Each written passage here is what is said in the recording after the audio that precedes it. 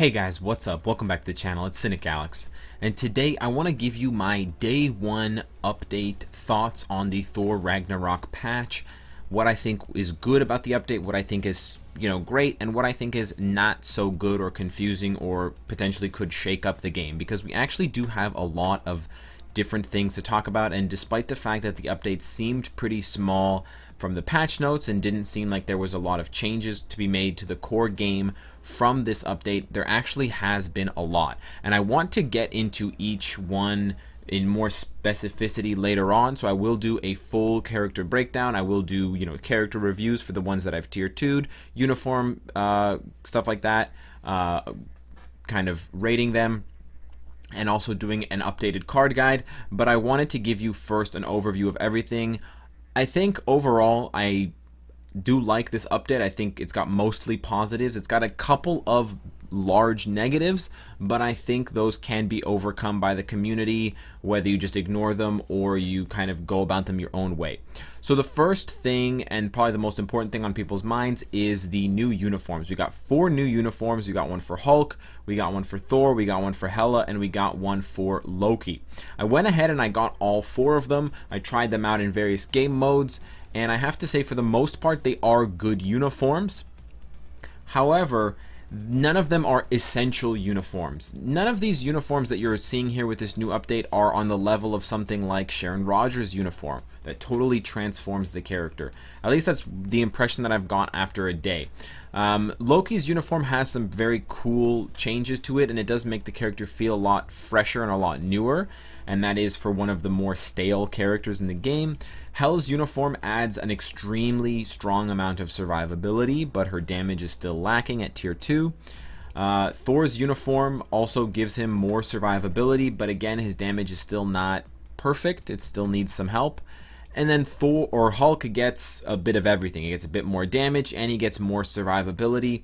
I would say overall, in terms of the skill changes, Hulk has the best uniform. Possibly Loki has the best uniform for just skill changes.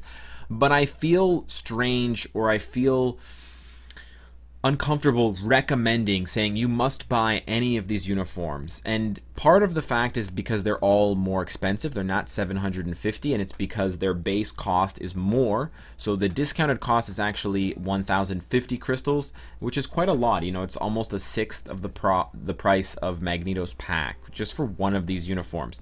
And none of these uniforms individually is going to make a huge impact on your account, so I can't really recommend any of them wholeheartedly or with confidence. I think if you want to get the most actual value out of any of these uniforms, I think the best one may be Thor's or Loki's, and it actually has more to do with the cinematic battle rewards than the actual uniform. And I'll get to what I think of the cinematic battle game mode in a minute, because I do think it's quite interesting. But if we go into the rewards, and I want to skip this, if we go into the rewards that I've already gotten, if you have Thor's uniform and it's mythic, you will obtain an automatic free new premium comic card at mythic rank. So essentially, I look at it this way: you buy Thor's uniform for 1,050 crystals, you're investing in that uniform and then hopefully getting it to mythic sometime soon, and then from that you'll also get a free 6-star card. And that's a huge benefit, especially for newer accounts. If you have a mythic rank up uniform ticket from special missions or something like that, and because that card, I'll tell you right now, I'm going to be using it very soon once I roll it. I think the majority of the player base is going to be using it. It's a very strong card, and we'll talk about in a minute what the card stats are and what you should be looking for in cards now. The other reason why I suggested Loki's uniform is the same reason why I suggested Thor's uniform. If you rank up Loki's to Mythic and you beat the Scourge cinematic mission, you get a free premium comic card of the new variety. I don't like this Loki card as much. I think it's a lot weaker than the other one that I talked about, but it's still a free 6-star card, which can benefit your account tremendously if you don't have good cards. Keep in mind for these rewards that they can be obtained at any time, but they'll only be obtainable once. So I will never get the Dimension Chest reward again for having a 6-star Loki and beating this Scourge cinematic battle. But if I beat it again after tier 2ing Loki, I will get that heroic Uru. So all of these rewards are basically one-time rewards, and they're waiting for me to have each of these objectives complete before they will give me the reward once. But you won't ever lose the reward even if you've beaten all of these missions with just a tier 1 character, so you can practice as much as you want and have fun with it, with even a 1-star Loki for that matter, and then you can just collect those rewards later. But other than that, I really don't have a lot of emphasis or enthusiasm to recommend these uniforms to you guys. I'd much rather recommend new characters, and of the new characters, I got Heimdall. I chose to get him to tier 2. I don't have the opportunity to get Valkyrie to tier 2 just yet because she is the paywall character, and I didn't use you know, items on her or rank up tickets on her to get her aggressively to tier 2. So I'm going to do it the slow-paced way with a bio subscription and then a normal tier 2 advancement ticket. And then we have Scourge, who I just have at 6 stars, level 60. I don't have any plans to get him to tier 2. And that's probably a good example of what you can expect from these 3 characters. However, I think I overestimated Heimdall a little bit. I think my initial impression of him as a defensive character, given his Firm Guardian leadership, and given the fact that his tier 2 passive gives him guaranteed dodge and decreased damage received, is a very good indication that Netmarble intended him to be more of a defensive character. And I definitely saw this against World Boss when I was fighting against Infinity Thanos. He can take hits, he can dodge and iframe and guard hit and stuff like that, but his damage output is very, very low, even at tier 2 with a damage leadership.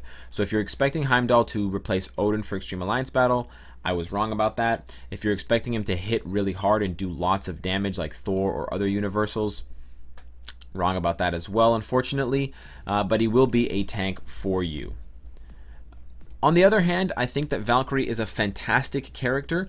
I think that she does live up to the billing as a paywall. I don't think she's as strong as Spider-Man 2099 just yet, our most recent paywall, but I think she might be able to get there. She has clones, she has buffs, she has lots of iframes, she has cancelable iframes, which allows you to ramp up her damage with lots of hits, and she's got that tier 2 passive that smells of Phil Coulson, which is just extra damage and may be mandatory for Extreme Alliance Battle regardless to buff Wolverine's damage in place of someone else. So it will be interesting to see how that's developed, but I think Valkyrie is an awesome character, and she doesn't even have a uniform yet. If she were to get one, which I'm suspecting she may get from, again, the cinematic battle, which actually references the fact that she doesn't have a uniform on Day of the Dead. It says in a big X, no uniform. They might throw one in later on if they change these bonus rewards, but I think that's pretty interesting, and I like the character. Lastly, we have Scourge. I'm not too fond of the character. I think he's probably the worst character of this update, uniforms included. He's got very few iframes, and they are in the middle of his skills, so they're very hard to time. He's got long animations that keep him rooted and keep him kind of stuck in one place attacking, and he only has one skill that gives him any kind of defense, which is the guard hit, 5 hits for 5 seconds, which is really not that much. I think he may be able to do a lot of damage in a hurry, like burst mode, but that's only good for what? Co-op? World Boss Invasion? I don't think he might be okay for Shadowland because of the binds and the stuns and stuff like that and the bleed damage, but other than that, I think that he's kind of buyer beware. Invest in him if you like the character a lot, otherwise you can steer clear. The other big news from this update that I wanted to touch on is the comic cards. And as you can see, I already have a new comic card in my collection, and I wanted to just discuss this really quickly. So the first comic card that I've already mentioned for you guys is the new Loki card. I think it's fantastic. It's the one you get from Thor's uniform. Energy attack, ignore defense, and cooldown duration. These are premium stats, and they're 3 fixed stats, which is excellent. The only one that I would change would be energy attack to all attack, but other than that, the card is fantastic, and you can roll additional stats on it to make it even better. So that's a good card to have. In addition of all of the new cards that are crystal purchase only, I'm not yet sure if they're available from Shadowland chests, but they're not available from other game modes or dimension rifts, is this new Baby Spider-Man card. And this Baby Spider-Man has all attack, ignore defense, which is amazing. The attack speed could be cooldown, it could be something better, but with the right rolls, this card is fantastic. You can roll energy attack and physical attack and something like max HP. So you can get huge damage output from this card. You do potentially have to spend crystals to get it, but this is the card that a lot of people are aiming for right now. I got lucky and I re-rolled it once and got a very fantastic set with 6 qualities, so I equipped it. Just to be clear, I did go into the store, I went to the chest, and I did purchase this card chest for 675 crystals. Some players are getting it in their first pull, some are not getting it at all. So definitely not something that I'm encouraging you to do. I'm just letting you know that quite a lot of the new comic cards seem to be average or below average in terms of power level, but there are some that you get for free and some that you get by paying crystals that are amazing.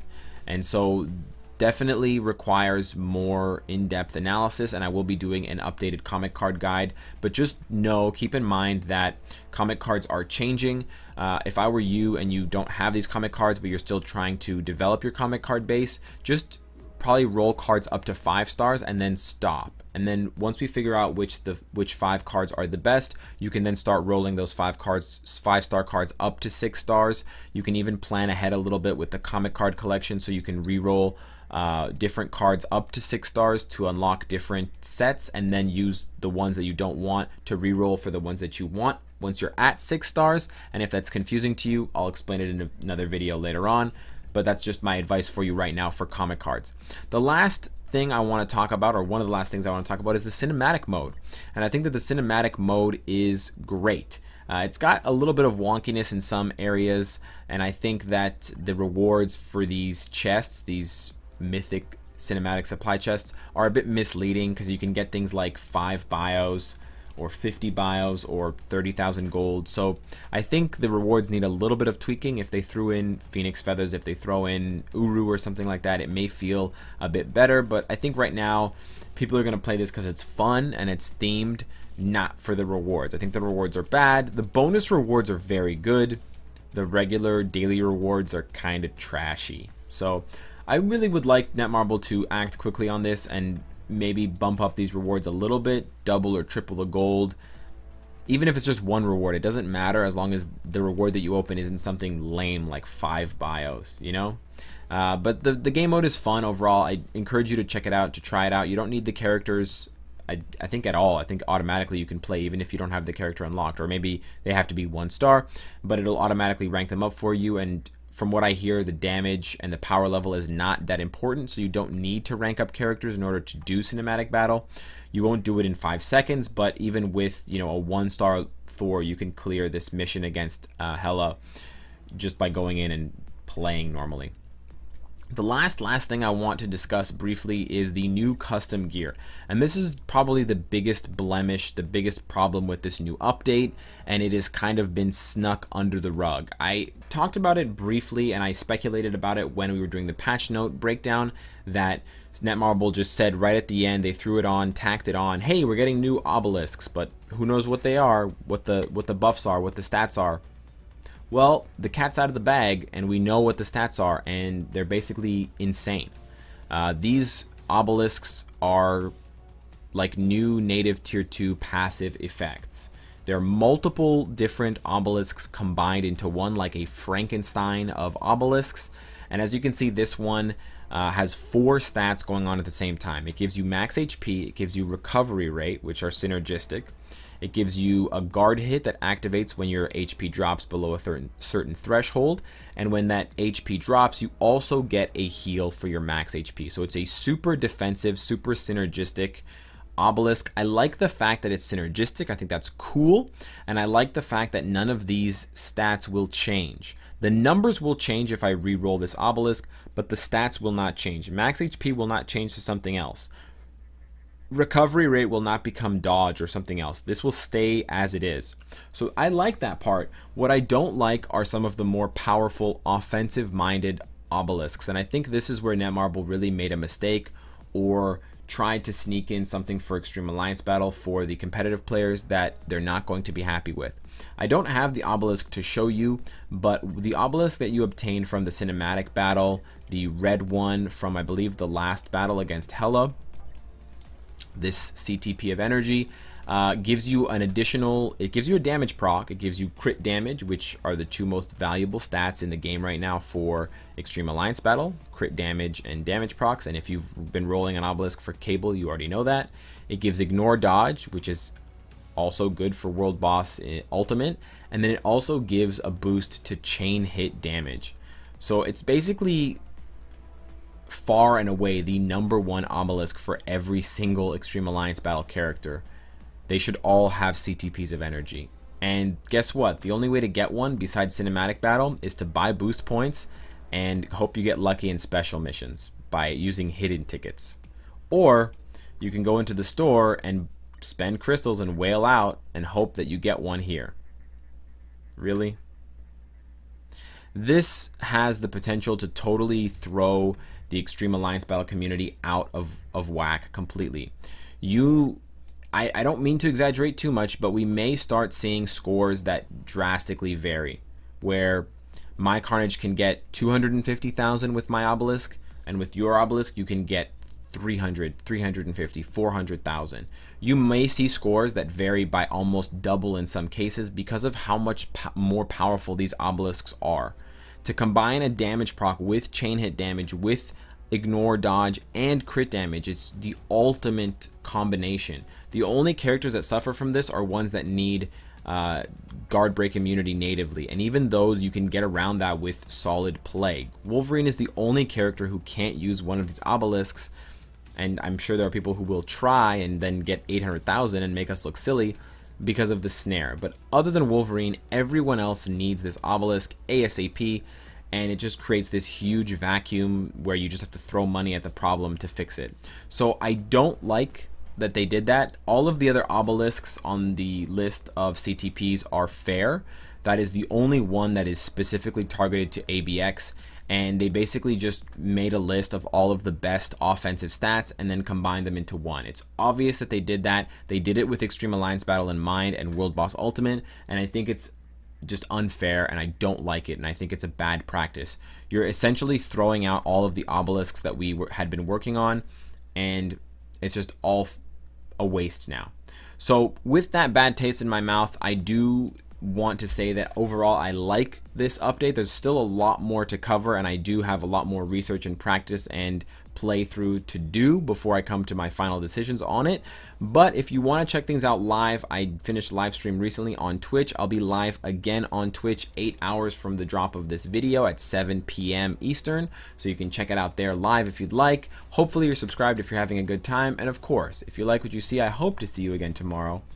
Take care.